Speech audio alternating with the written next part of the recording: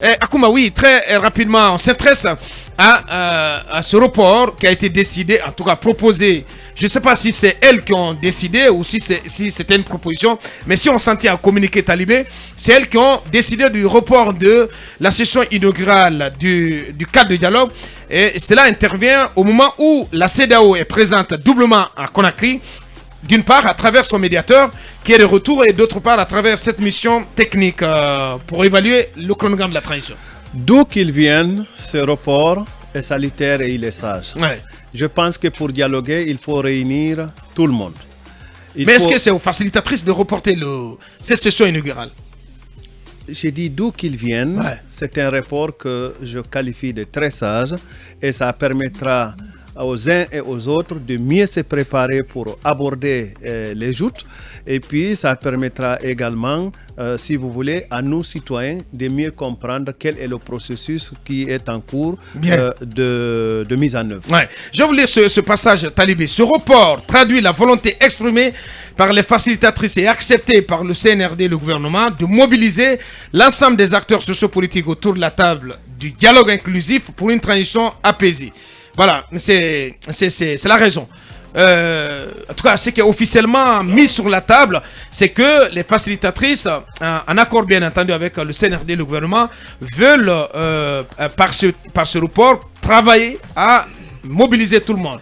Comment y arriver? Ils n'avaient pas le choix. Est-ce qu'il faut compter sur le médiateur pour y arriver? C'est une question qui se pose, Talibé. Oui, mais Aboubakar, cette date du jeudi avait été annoncée par le Premier ministre lors du Conseil des ministres. Justement. Et donc, les médiatrices nous font comprendre qu'elles ont proposé qu'il y ait un report et que le gouvernement l'a accepté. Eh bien, c'est tant mieux, parce que tout le monde était convaincu que ce dialogue, s'il devait commencer demain sans des acteurs importants de la transition, notamment du côté du Quatuor, ça aurait été une sorte de bis repetita des cadres qui se sont réunis avant la nomination de Bernard Gomo. Aboubakar, aujourd'hui il y a une mission de la CEDEAO dans nos milieux. Cette mission, son travail est déterminant, puisque le communiqué du gouvernement nous dit qu'il vient évaluer le chronogramme de la transition. Ouais. Aboubakar, ça veut dire quoi? Lorsque le gouvernement finalement obtient de la CEDEAO qu'elle vienne ausculter ce chronogramme, ça veut dire implicitement, en tout cas en toute conséquence, que le gouvernement est prêt à accepter que la CEDEAO ne soit pas d'accord avec ce chronogramme. Bien entendu. Non, oui, ça, attention, dit, moment. Implicitement. Oui, implicitement. C'est ce que ça devrait implicitement. C'est-à-dire que vous ne pouvez pas faire venir la CEDEAO pour qu'elle examine votre chronogramme si vous n'êtes pas prêt à en endosser les conséquences. Parce que moment, il faut bien qu'on soit d'accord. C'est le gouvernement qui a demandé. La CEDEAO a déjà dit qu'il 36 mois, c'est trop. Voilà. Oui, bien donc, sûr. Ça veut dire que ce matin, notre collègue cabinet était à la. Non, mais la CEDEAO n'a jamais varié de discours. Il révèle qu'il y a des échanges de courriers entre Mamadi et Ambalo. Voilà. Parce que la CEDEAO n'a jamais varié de discours sur la durée de 36 mois qu'elle estime. Est-ce que Aboubakar, pour terminer, finalement, le gouvernement pourrait être disposé à accepter 2 ans de transition, mais il préfère l'accepter sur la base d'une décision, ou en tout cas d'une concertation avec la CEDEAO, plutôt que dans un cadre de dialogue d'où on sortirait en disant que le Quatuor a réussi à faire reculer ce gouvernement. Très bonne question. C'est la question à se poser. Bien. Est-ce que par la suite, si les 2 ans sont entérinés, ils vont commencer à courir à partir de quand? Est-ce que c'est à partir du mois de mai? Est-ce que c'est à partir du mois de mai? Parce que c'est Ousmane Gawal si qui c'est l'a le dit. cas, on aurait déjà perdu pratiquement. C'est-à-dire que ce chronogramme serait déjà en exécution depuis 6 mois. Ouais. Vous comprenez? Depuis 5 mois. Depuis 5 mois. Ouais. Et ça veut dire Aboubakar, 19. Ça veut dire Aboubakar, est-ce que ça va radicaliser la gente pour dire, puisque vous nous avez retiré nos 36 mois, on ne voit plus de nécessité qu'il y ait un cadre de dialogue qui nous mettrait en face de l'autre camp, le camp qu'on diabolise. C'est des questions à se poser. Lincoln, que peut-on attendre du médiateur Thomas Yaïboni qui signe son comeback? Que peut-il faire dans un sens ou dans l'autre pour à la fois rapprocher les positions pour arriver à l'opérationnalisation de ce cadre de dialogue, mais aussi pour éventuellement appuyer la mission technique et regarder le chronogramme, le questionner de fond en comble avec les autorités de la transition pour arriver à un chronogramme qui puisse être consensuel. Le médiateur et la CEDEAO sont réalistes, contrairement au CNRD et au gouvernement. Nous, Guinéens, nous savons ce qui se passe.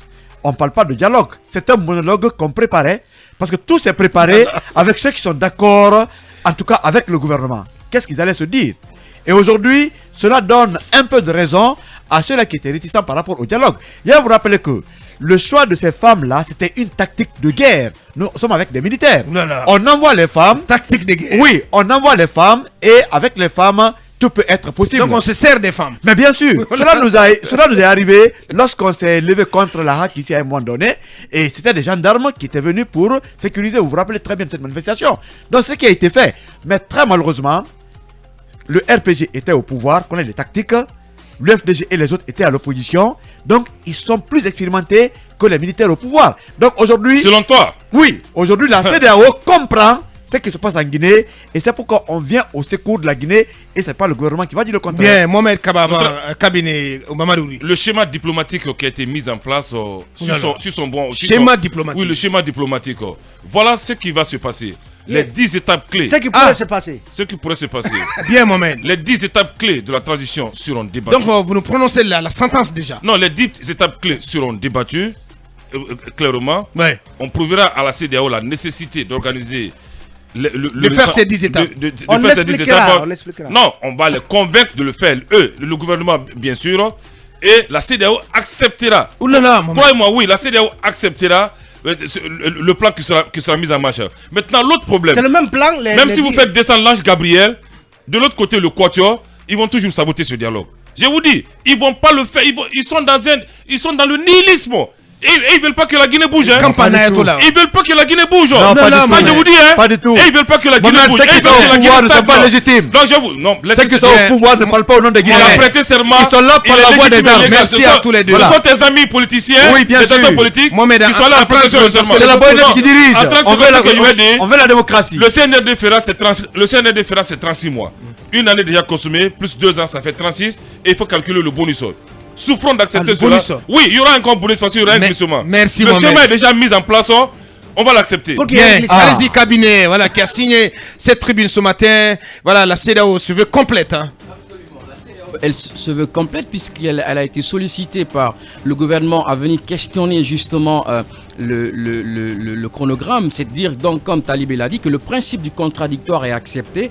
La CEDEAO ne veut pas être taxée d'immobilisme, mais elle est arrivée avec une mission technique. Et il faut rappeler qu'en août 2020, lors de la crise sur le fichier électoral, la CEDEAO avait aussi amené une mission technique de cette sorte-là, composée d'experts et de spécialistes en gouvernance démocratique. Donc celle-ci va regarder quelles sont les activités essentielles, non essentielles, au retour à l'ordre constitutionnel. Bien entendu, ouais. On va se faire plus complet sur ce dossier demain.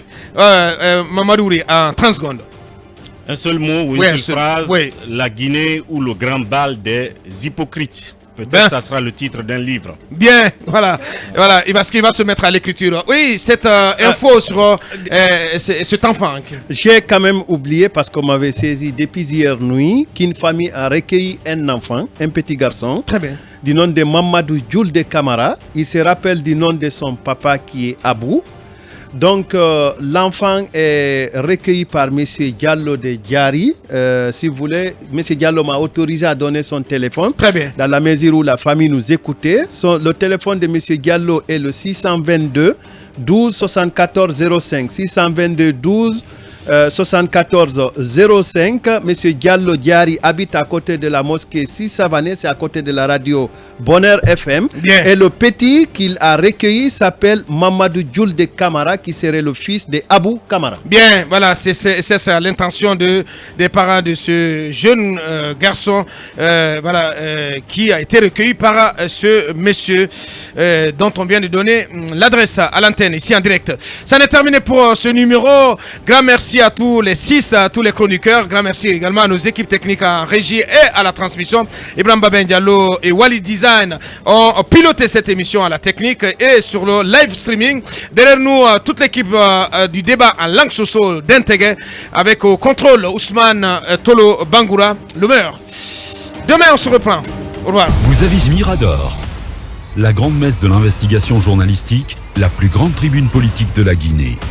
Avec Aboubacar Diallo, Talibé Bari, Mamadou Ouri Diallo, Akoumba Diallo, Kabinet Fofana, Mohamed Kaba, Ibrahima Lincoln Souma, Mamadou Diambalde.